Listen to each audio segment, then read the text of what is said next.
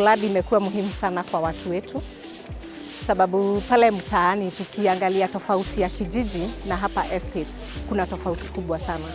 Kwanza pale mtaani tulikuwa tunakaa nyumba ya mabati, na hii nyumba ya mabati haina ventilation, that is haina dirisha.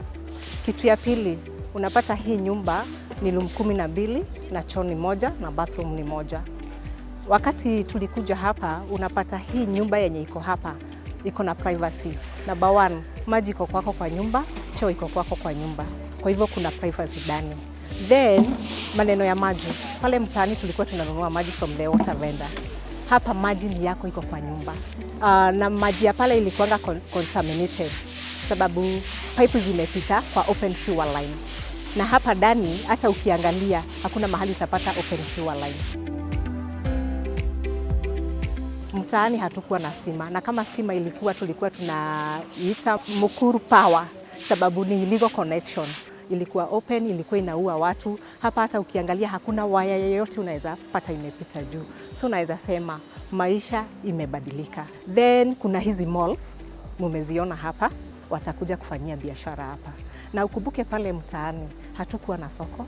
Kwa hivyo huyu mama alikuwa tu anauza kwa hiyo open sewer line.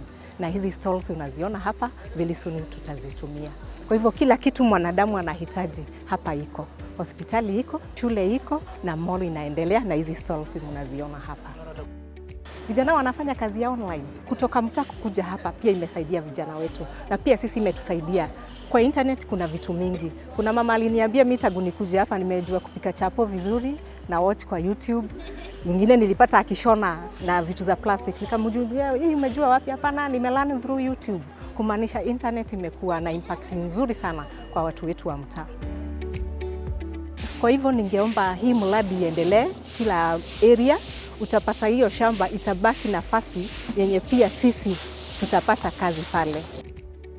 Si unaona hapa hakuna vumbi, saa zote naoshewa, hakuna homa. By the way, tumeishi kwenda hospitali juu ya magonjwa, lakini saa hizi hata hospitali utapata hakuna clients.